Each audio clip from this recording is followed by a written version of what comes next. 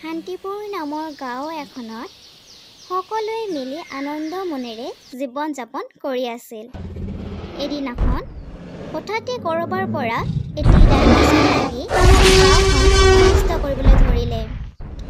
অনিষ্ট কৰাৰ পিছত সকলোৱে মিলি গাঁওখনত এখন সভা পাতিলে। সভাপতি মহোদয়, আমাৰ গাঁৱত এইবিলাক কি হ'বলৈ ধৰিছে? যোৱাকালি আমাৰ গাঁৱত বহুখিনিয়ে নষ্ট হ'ল।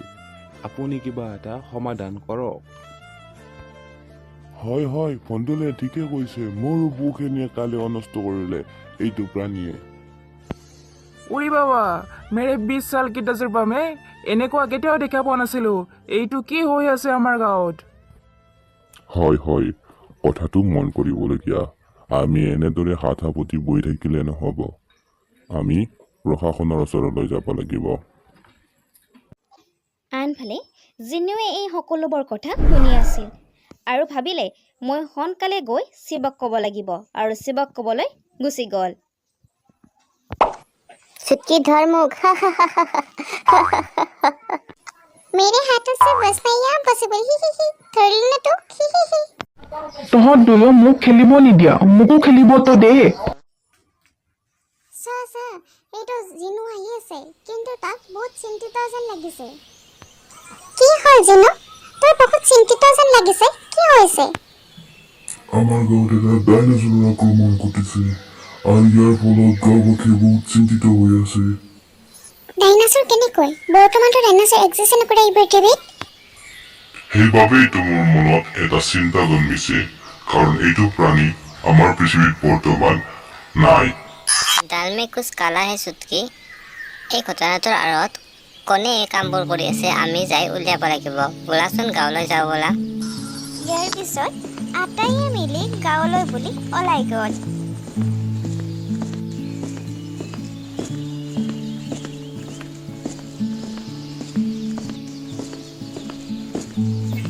বজাৰলৈ যাওঁ ব'লা, তাত আমি ঘটনাটোৰ আঁৰত থকা তথ্য পাব পাৰোঁ। ইয়াৰ পিছত আটাইয়ে বজাৰলৈ বুলি ওলাই আহিলে। বজাৰত আহি মোৰ দিমাগত এটা আইডিয়া আহিছে। যজ্ঞ আৰু জিনু, তোমালোক দুয়ে ওপৰৰ পৰা পৰ্যবেক্ষণ কৰা কাই কি কামত লাগি আছে। মই আৰু জিনুৱে ওপৰৰ পৰা সকলোবিলাক পৰ্যবেক্ষণ কৰোঁ দিয়া। ইয়াৰ পিছত সকলো মানুহকে সিহঁতে পৰ্যবেক্ষণ কৰিবলৈ ধৰিলে।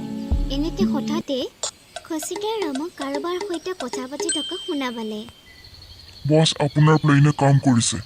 ঠিক আছে বছ, কাইলৈ মই আপোনাৰ তালৈ যাই সকলোবিলাক ক'ম। ঠিক আছে, হ'ব দিয়ক। ইয়াৰ পিছত খচিদাৰ ৰামে বছক লগ কৰিবলৈ ওলাই গ'ল আৰু ইয়াক পৰ্যবেক্ষণ কৰিবলৈ জিনুও পিছে পিছে গ'লগৈ।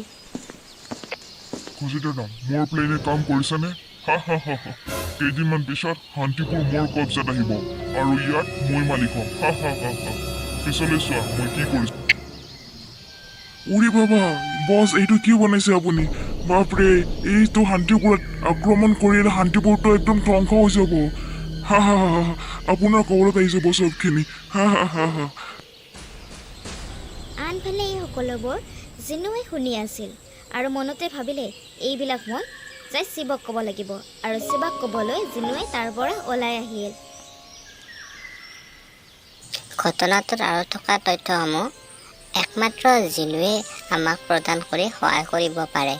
গতিকে আমি জিনু অহালৈ বাট চাই থাকিব লাগিব।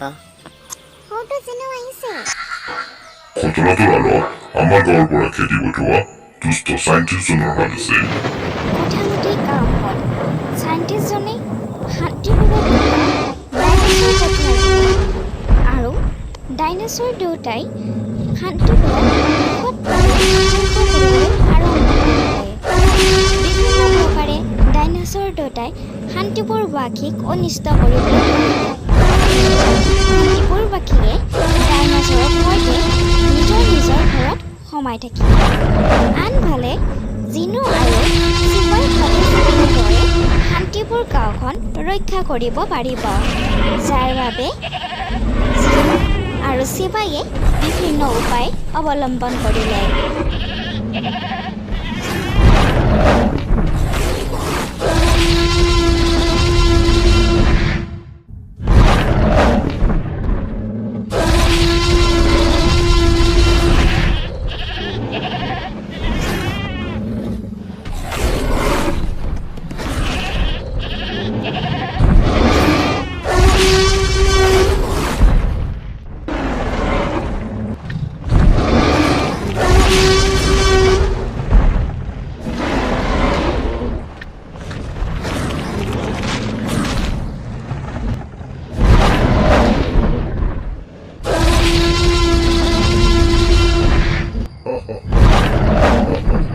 মোক পিছে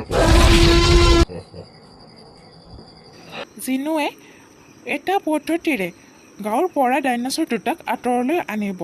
সি উত্তৰ পিনে গাঁৱৰ ডাইনছৰ দুটাক লৈ আহিব। জিনুৱে তাৰ পৰা ডাইনছৰটোক লৈ আনিলে।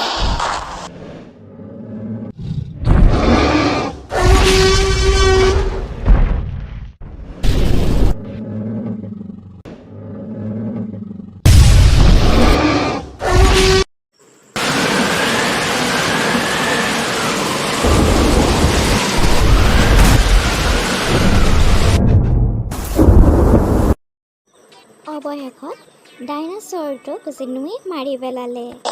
আনফালে খচিতাৰ ৰাম আৰু চাইণ্টিষ্টজনক পুলিচে ধৰি লৈ গ'ল। ইয়াৰ পৰা আপোনালোকে কি বুজি পালে? সদায় দোষী শাস্তি পাবয়ে।